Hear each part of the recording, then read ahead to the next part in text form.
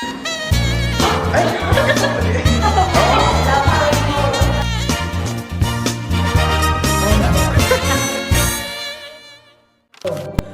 day, Baisuan, and welcome to Daily Paalala. For today's video, pag-uusapan natin ang isyong pangkasarian. So, handa na ba kayo? Yes, of course. Okay. Alam naman natin na 2025 ay booming pa rin ang isyong diskriminasyon, hindi lamang sa LGBT, kundi maging sa lahat ng tao. Kagaya kahit straight ka man or membro ka ng LGBT, nakakaranas ka pa rin ng diskriminasyon. Agree ba kayo doon? Yes. 100%. Yeah. Ang una kong katanungan sa inyong dalawa ay, ano yung mga moment or experiences na na-realize nyo na ang gender issues is big deal pa rin kahit ngayon? Oh, Yasmin? Well, as for me, personally, I think that the smallest issues matter. Like, for example, yung mga gender roles na nangyayari sa bahay, I think it's very so not up to date, you know? Parang malaking apekto talaga siya sa pamilya natin. Like, how women are expected to obey, how men are expected to always provide. Parang nagkakaroon siya ng malaking epekto sa mga tao and how they live. Okay. Sa akin din is yung work kasi may ano kasi sa work na like male dominant field lang, bawal yung women doon. Kung may women man kaya sa field na doon is nade-discriminate din, tapos nawawala sa trabaho. So yun. Yeah, tama. Kahit ako naniniwala pa rin ako na ang gender identity is big deal pa rin kahit ngayon. 2025 na big deal pa rin siya para sa akin. So, mag-move na tayo dyan at mag-proceed na tayo sa second question. So, ito ang pangalawang tanong ko sa inyo. Handa na ba kayo? Ano yung common na misunderstanding ng mga tao kapag naririnig nila yung mga salitang gender equality? So, sino mauna? Okay, Miss Ira? I think that the most common misconception of women or people when they hear the word gender equality is that para lang siya sa mga babae. Kasi hindi po. Kasi alam ko sa sarili ko na gender equality is para siya sa lahat. Kasi hindi lang naman mga babae nakaka-experience ng di pagkakahustisya. Like, lahat tayo nakaka-experience noon. Kahit mga bakla, transgender, tomboy, lesbian, kung ano pa ka. Para sa akin talaga is para talaga siya sa lahat. Yeah, and to add on that, actually Ira was right. Gender equality does not only apply for women or LGBT.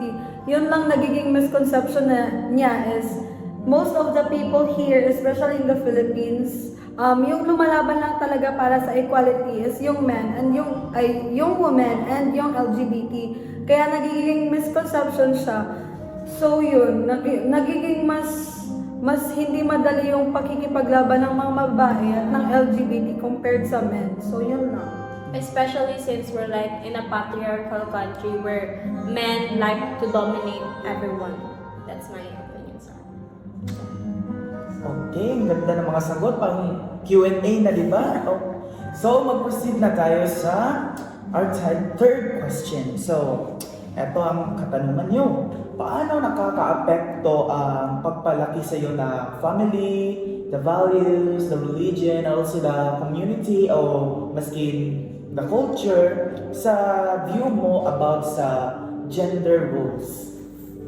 Sa akin kasi, if you're cultivated in a family where men should only do that, women should only do this, magiging limited talaga yung paggawa nila ng mga bagay. Like for example, sa our house, di naman kami yung tipong, ikaw lalaki ka, ito lang gawin mo, o ikaw babae ka, maghugas ka lang, maglaba ka lang. Di naman kasi kami pinalaki sa ganun. So, sanay kami na yung kapatid kong lalaki, naglalaba din siya, naghuhugas din siya. Tapos yung mga gawain na pang lalaki naman, nagagawa din namin mga girls. Kasi normalize naman ng parents namin na, okay, you should do this, okay, you should do that. Kasi babae ka, kasi lalaki ka. So, yun.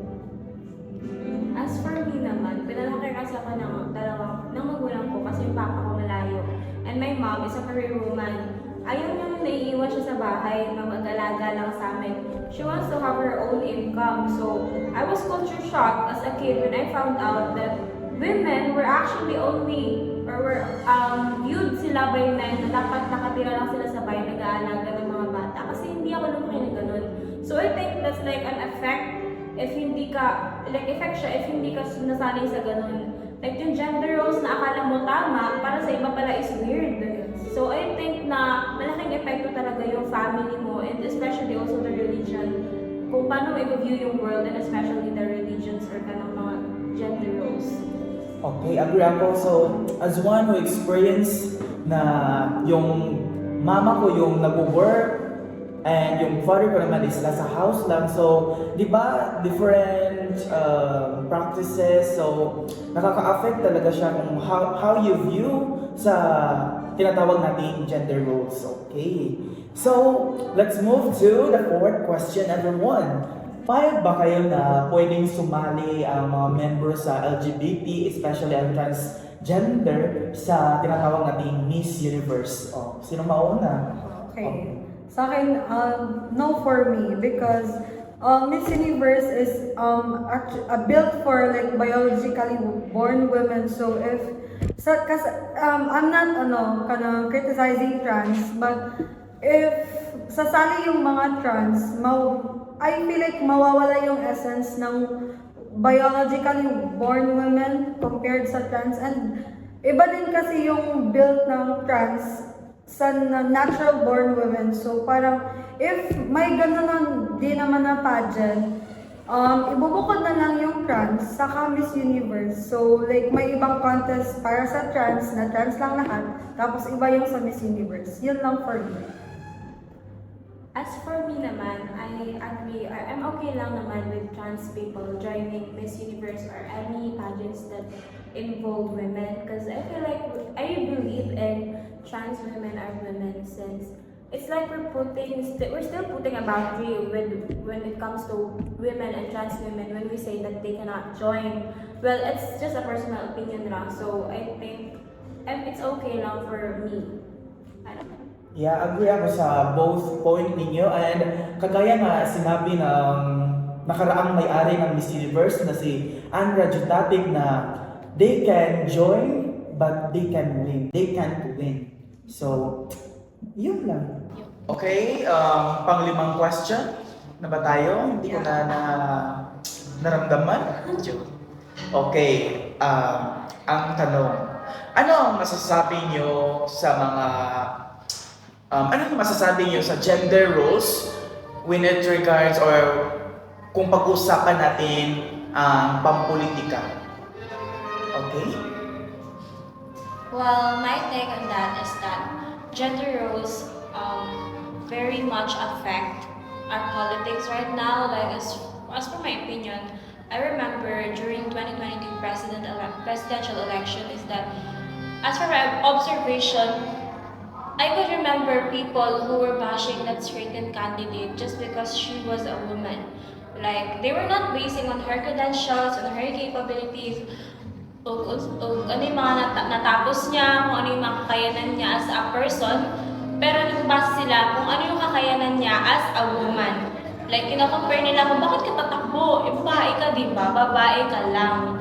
So, I think, hindi lang naman siya dyan nagbabase, kahit yung mga LGBT people, they're very much discriminated by our society just because they chose to be, or they are like that.